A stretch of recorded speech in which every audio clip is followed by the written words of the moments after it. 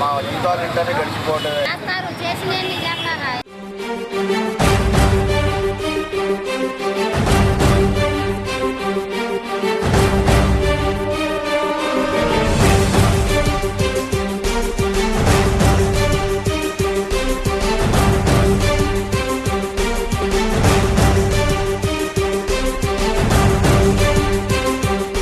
ఓట్లు వేయాలంటే ప్రజలు అభ్యర్థుల గుణగణాలను చూడాలి.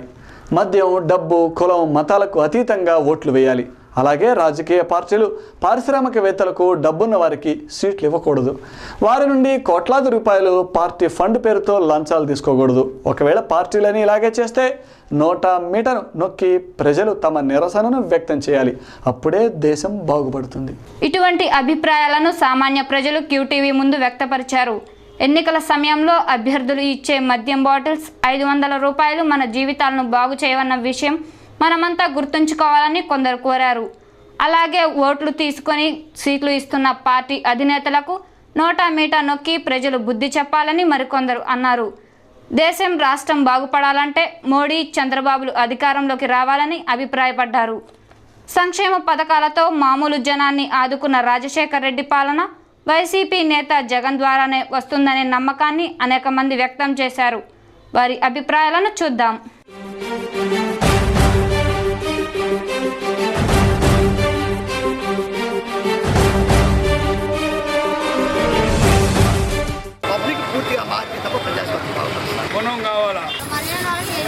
మా జీతాలు ఇంటనే గడిచిపోవటమే.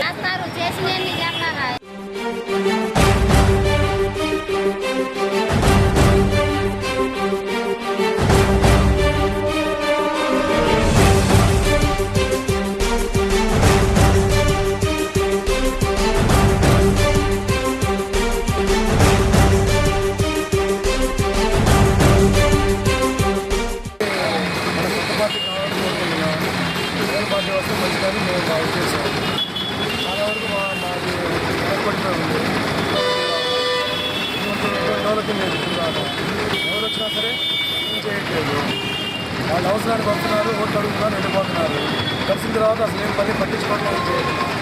మా జగన్ వస్తే ఈసారి బాగుంటుందని మేము అనుకుంటున్నాం. కొత్త పార్టీ రావాలని కోరుకుంటున్నాం. అంటే వాళ్ళు ప్రతిపక్షాలు చెప్పే మాటలు ఇవన్నీ మళ్ళీ గెలిస్తే అతను మంచి రీతిలో ఉంటుందని మేము అనుకుంటున్నాం. ఇంకోసారి వెళ్ళడానికి అవకాశం కూడా లేదు. లోపలికి లేదు. వస్తే రాజకీయం బాగుంటుందని, అందరికీ న్యాయం చేస్తారని, వాళ్ళ నాన్న పెట్టిన పథకాలన్నీ ఆశ నిలబెట్టాలని మేము కోరుకుంటున్నాం. గతంలో వాళ్ళ నాన్నగారు మంచి పథకాలు పెట్టారు. ఆ పథకాలు ఈయన కూడా పెట్టాలని మేము కోరుకుంటూ ఆయన ఓటేద్దాం అనుకుంటున్నాం. రాజకీయ నాయకులు కానీ వస్తున్నారు, పోతున్నారు, కానీ ఎవరు ప్రజలకి మంచిదని చేయట్లేదు. ప్రతి ఒక్క వార్డులో, ప్రతి ఒక్క నియోజకవర్గాల్లో ఎటు చూసినా ఈ కాలువలు కానీ, డ్రైనేజీలు కానీ అన్నీ అసంతృప్తితో చేస్తున్నారు. ఈ కాంగ్రెస్ ప్రభుత్వానికి ఉన్న మస్తాన్ వలీ గారు ఎమ్మెల్యేగా పనిచేస్తున్నారే కానీ ఏ రోజు ఏ వాటికి తిరిగిన రోజు కానీ, వచ్చిన రోజు కానీ వస్తున్నారు. ఎప్పుడో ఒకసారి వచ్చారు. ఆయన ఎలక్షన్స్లో అయిపోయినప్పుడు మీకు ఈ చేస్తాం అవి చేస్తా అన్నారు. ఏ రోజు ఏ వాటిలో తిరిగిన రోజు కానీ లేదు. ఓటు చాలా గొప్పది. 5 సంవత్సరాలు ఒకసారి వచ్చేది. దీన్ని బట్టి మనం జాగ్రత్తగా మంచి నాయకులు ఎన్నుకోవాలి. దేశంలో ఏ నాయకుడు ఎవరు మనం బాగా చేస్తారనేది ఇప్పుడున్న పరిస్థితులు ఉన్నారంటే ఎట్లా చేద్దామండి, చెప్పలేము. నాయకులు ఉన్నారు, ఆ ఉన్న నాయకుల్లోనే చూసుకొని మనకు ఎవరు పని చేస్తారో, మనం ఎవరు చేస్తారని వాళ్ళు మన ఓటు వాళ్ళు మన ప్రదేశాన్ని రిలైజ్ అయిపోతున్నారు. ఒకరిని మాట్లాడుకుంటే ఒకరిని చేస్తున్నామని లేదు. ఎవరు స్వార్థం కోసం చేస్తున్నారు. ఎవరు స్వార్థం ఎవరు దారి వాళ్ళు అయిపోతున్నారు. ప్రదేశంలో మరి వీరస్థితి తెలిసారు పెట్టలేదు. అధ్యాత్మ తర్వాత వాళ్ళు ఏదో వాళ్ళు బాధపడుతున్నారు. ప్రజలే నేను నమ్మట్లా. తర్వాత ప్రజలే ఉన్నా వాళ్ళు అపోజిట్ మా సమస్య అయ్యండి అని వాళ్ళు బాధపడుతున్నారు. చాలా అన్యాయం జరిగిందండి. ఇప్పుడు ఎన్నుకునే క్యాండిడేట్లు మంచి వాళ్ళని చూసి మనం ఎవరైతే మనకు అన్ని విధాల సదుపాయాలు మొత్తం సమకూరుస్తారో అలాంటి అతన్ని మనం ఎన్నుకోవాలి. ఎన్నుకుంటేనే మనకు జరిగిన అన్యాయాన్ని మనం కూర్చోగలం. లేకపోతే మనం ఇంకా ఇంకొక 50 సంవత్సరాలు వెనకబడినట్టే ఉంటాము. చాలా మంచి వాళ్ళని మనం ఎన్నుకోవాలి. ఓటుని సరి అయిన వ్యక్తికి వేయాలి. అది మాత్రం అందరూ గమనించగలరని ఎవరు దేనికి కూడా ప్రలోభాలకు లోను కాకుండా అమ్ముకోవటం కానీ చేయకుండా చేయండి. నిష్పక్షపాతంగా మీరు ఓటు సరైన వ్యక్తికి వేయండి. 500 పెట్టి ఓటు తీసుకోవడం అనేది పోవాలండి మన ప్రజలు. 500 బిర్యానీకి మద్యానికి బానిస. ఈరోజు మనం దానికి అలవాటు పడితే మిగతా 5 ఏళ్ళు రాజకీయ నాయకులు మన నెత్తి మీద ఎక్కి కూర్చుంటారు కన్ఫామ్గా. అంటే అతను 500 అంటే ఒక ముష్టి పర్సన్ కూడా రూపాయి వేయందే వెళ్ళడు, రూపాయి 2 రూపాయలు లేదు.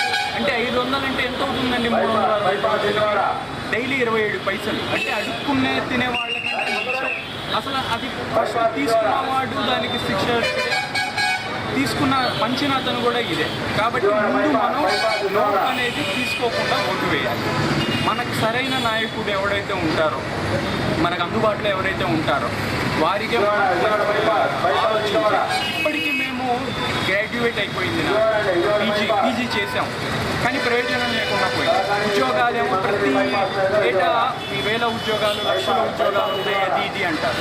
కానీ ఆ ఉద్యోగాలు లక్షల ఉద్యోగాలు ఉన్నాయంటారు. కనీసం వేలలో ఉద్యోగాలు ఇచ్చినా 2000, 3000కి ఏమవుతుందండి? ఈ రోజుల్లో 10 రోజులైనా మనం ఎంత చీప్గా వాడుకున్న 2000 రూపాయలు 10 రోజుల్లో అయిపోయింది. కాబట్టి మనం డిగ్రీలు చదువుకొని పీజీ చదువుకొని కూడా ఇలా అయిపోయాం. కాబట్టి మనం వేసే ఓటు ఒళ్ళు దగ్గర పెట్టుకొని వేయాలి, చాలా దగ్గర పెట్టుకొని వేయాలి. మనం వేలతో మన బ్లాక్ మనీ ఎంతవరకు రాజకీయ నాయకులు వేల కోట్లు, లక్షల కోట్లు ఏంటంటే మనం బతకడానికి కనీసం ఒక ఉద్యోగంలో 5-6 వేలు రావాలంటే పొద్దు నుంచి సాయంత్రం వరకు కష్టపడినా మనకు రావాలి. అంటే మనం చేసిన హార్డ్ వర్క్కి కనీసం మన జీతాలు 20,000 పైన ఉండాలి. మనకు ఆర్థికంగా చూసుకున్నా, ఏపీ సర్కిల్ విధంగా చూసుకున్నా ఇవన్నీ ఎక్కడ బ్లాక్ అవుతున్నాయి? అన్ని రాజకీయ నాయకుల అకౌంట్లోకే వెళ్తున్నాయి బ్లాక్ మనీ పరంగా. కాబట్టి ఈసారి మనం ఎన్నుకునే నాయకుడు కరెక్ట్ వ్యక్తిని చూసి ఎన్నుకోవాలి.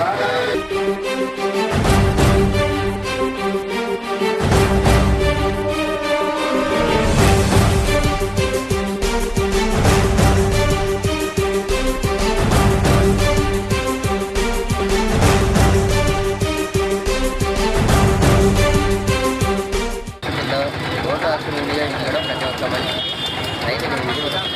దాన్ని మనం అమ్ముకోగలిగితే, దాన్ని అమ్ముకుంటే అంత నష్టం, అంధకారం. అది దాని ప్రతి ఎవరికి నచ్చిన నాయకుడిని, సరైన నాయకుడిని, ముందుండి నడుపుతున్న నాయకుడిని మనం ఎంచుకోవడం మన కర్తవ్యం, మన ధర్మం. మన యొక్క పిల్లల భవిష్యత్తు దీని మీద ఆధారపడి ఉన్నది. సమాజం కూడా బాగుండాలంటే మంచి రాజకీయ వ్యక్తిగా మంచి వ్యక్తి ఎవరైనా ఉందండి. ఇంతకుముందు కాలంలో రాజశేఖర రెడ్డి, దాని తర్వాత జగన్మోహన్ రెడ్డి, ఆయన మీద అవినీతి కేసులు అంటున్నారు. కానీ రాష్ట్ర సమాజానికి, ప్రతి ఒక్క మనిషికి మేలు చేసింది ఓన్లీ వైఎస్ రాజశేఖర రెడ్డి. ప్రతి ఒక్క కుటుంబానికి అందరిలాగా మనం కూడా అమ్ముకుని ఓట్లు వేసాము కన్నా మనం ఎప్పుడు ఎండలోనే సావాలా. ఏసీలోకి వెళ్ళి బతికేది ఎట్లాగా మన చరిత్రలో లేదు, మన రాతలో లేదు. సరైన నాయకుడిని ఎన్నుకొని సరైన పర్సన్కి ఓటేయండి. అంతేగాని వాళ్ళు ఇచ్చే 500కి 250,000 ఆశపడితే మాత్రం జీవితకాలం మన దగ్గర పీక్కుతూనే ఉంటాడు. వాడి జేబులో డబ్బులే వాడు, మన జేబులో డబ్బులే వేస్తాడు, మన జేబులో డబ్బులే తింటాడు. మంచి వ్యక్తి మనకి న్యాయం చేస్తాడు అనుకున్న వాడికి నా ఓటు వేస్తాను. ఉన్నారని అనుకున్నాను. ఇంతకుముందు అయితే మస్తానోళ్ళు చేశాడు, ఇప్పుడు వచ్చేసి మొహమ్మద్ ముస్తఫా చేస్తాడని అనుకుంటున్నాం. ఎందుకనంటే ఆయన మాలాగా పచ్చడి మెచ్చులు తిని పైకి వచ్చినోడు, పేదవాడి కష్టం ఏంటో తెలిసినోడు, పైకి ఎదిగిన వ్యక్తి కాబట్టి, పేదల కష్టాలు తెలిసిన వ్యక్తి కాబట్టి పేదల కష్టాలు తీరుస్తాడని అనుకోండి. చెప్పకుండా సరైన నాయకుడిని ఎందుకొని పార్టీలో గెలిపించే నాయకుడికి, పనిచేసే నాయకుడికి ఓటేయాలి. ఓటేసిన తర్వాత ఈ 10 రోజులకి డబ్బులు అమ్ముడిపోయి, మందుకు అమ్ముడిపోయి తర్వాత 5 సంవత్సరాలు ఇబ్బంది పడి ఆ ఇబ్బంది లేకుండా మంచి నాయకుడిని ఆలోచించుకొని ఓటేయాలి. దీనికి గట్టి నాయకుడు అంటే మొహమ్మద్ ముస్తఫా. ఆయన 3 సంవత్సరాల నుండి ప్రజల్లోకి వెళ్ళిపోయాడు. మంచినీళ్ళు బాగా ఆయన సప్లై చేస్తున్నాడు, ప్రజల్లోకి వచ్చాడు. కష్టం జరిగే మనిషి ఆయన. తండ్రి జగన్మోహన్ రెడ్డి సీఎం అయితేనే ఆంధ్ర బాగుంది. పేదవాడికి శ్రీశ్రీ చేశాడు. మాలాంటి పేదవాడు కూడా కార్పొరేట్ సంస్థలు హాస్పిటల్లో వైద్యం చేసుకునే పరిస్థితి. ఈ చంద్రబాబు నాయుడు 9 ఏళ్ళు చేశాడు. ఏం చేశాడు? ఏమి చేయాలి? కలెక్టర్తో కూడా ఉడిపించాడు చంద్రబాబు. ఏ ఒక్క చంద్రబాబు రాజశేఖర రెడ్డి గారు ఉన్నప్పుడు ప్రతి ఒక్కరికి కులం ఆ కులం ఈ కులం కాకుండా ప్రతి ఒక్కరికి సమన్వయం చేశాడు. సమన్వయం చేసి బ్రహ్మాండం చేశాడు. అదే వృత్తి జగన్.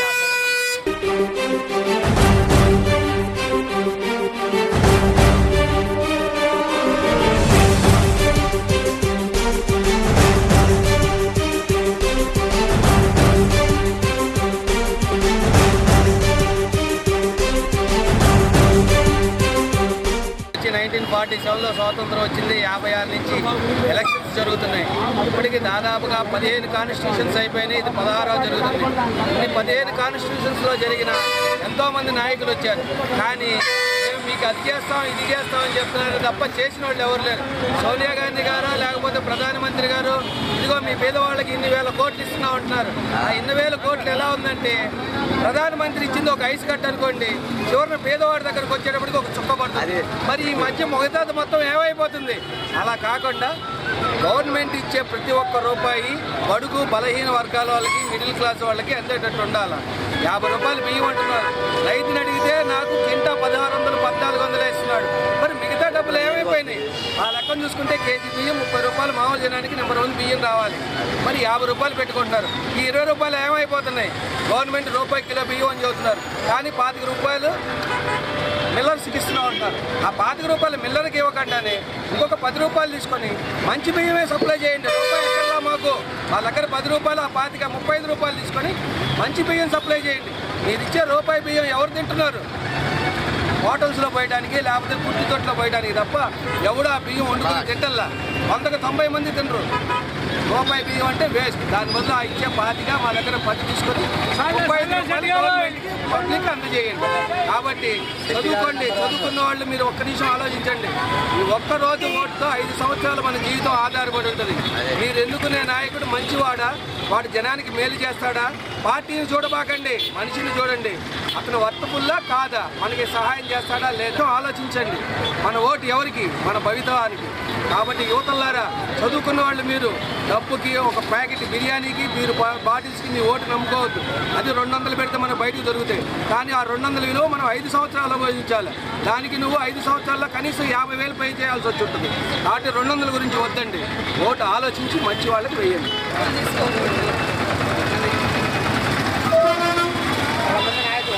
రాజకీయ నాయకులు ఉంటారు కానీ వస్తారు ఓటేమని అడుగుతూ ఉంటారు. నాకు ఓటేసిన తర్వాత గడప కూడా తప్పని అదే డబ్బులు తీసుకోకుండా ఓటేసామంటే మనకి ఏదో చేయాలన్నా నిలదీసి ఒక్క పట్టుకొని నిలదీసి అడగొచ్చు. కానీ ఒకరు చేసేవాళ్ళు రేటు మీద పథకాలు ఉంటే మాకు వచ్చి ఎంతమంది వస్తున్నారు అడుగుతున్నారు ఇచ్చేస్తున్నారు. ఒకరు చేసిన వాళ్ళు లేదు. ఇలా రోజున ఈ ముదుకు ఉన్నారు. మేము ఉండి తాగడానికి నీళ్ళు లేకుండా అన్నీ చేస్తానే ఉంటున్నాం కదా. కొని గాలికి దుమ్ముకి ఎండక వానక అన్నీ చేసుకుంటున్నాము. మమ్మల్ని పట్టించుకున్న వాళ్ళే ఉండట్లేదు. బస్ స్టాండ్ ఏరియాలో ఈ బస్సులు తిరగటం ఆరోగ్యాలు ఏముంది అని కూడా ఆలోచించకుండా బస్సు దీని కోసం మేము ఇది అవుతున్నాం.